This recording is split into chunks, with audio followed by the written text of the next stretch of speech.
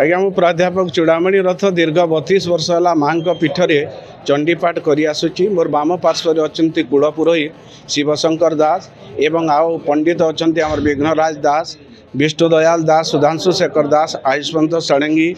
हाँ आज्ञा आज आम पूर्व परंपरा अनुसार आमर लग्न धार्य होता है जन्माष्टमी परे परे, कारण बिजुली कन्या जन्म नेला परे ही आम लग्न निर्धारण करि थाउ।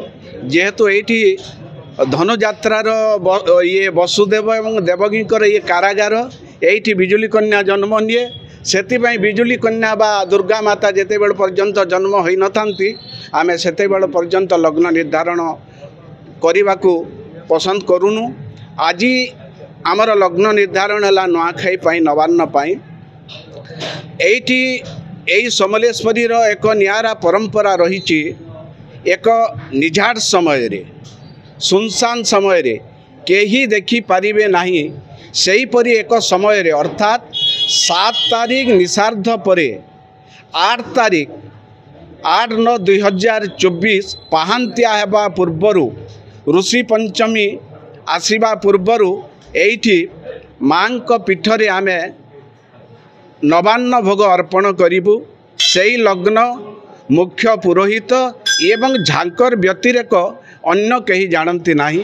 सही परंपरा बजाय रही रहिबो जेते दिन पर्यंत ए संस्कृति वंचित एटी। समय केतरे आमे बरगढ़वासी समस्त समलेश्वरी चरणाश्रित थिबा भक्त मानक पई सर्वसाधारण पई एक लग्न निर्धारण करिचु, तुला लग्न, जहाँकि अमृत बेलार शेष स्पर्श दौची 9 घंटा 35 मिनिट गते एवं 10 घंटा 4 मिनिट पूर्वाह्न 10 घंटा 4 मिनिट मध्य सर्वसाधारण निज निज इष्ट देवादेवी ठारे नवान्न भोग अर्पण करी से माने नवान्न खाई पारिबे। मोर ना समीर कुमार प्रधान, आम संस्कृति ट्रस्ट बोर्ड सभापति एवं परंपरा अनुसार जन्माष्टमी पर्व दिन संस्कृति ग्रामदेवी संस्कृति ठारे लग्न धार्य करा जाए बरगढ़ जनसाधारण एवं से अनुसार बरगढ़ समस्त जनसाधारण एवं आमर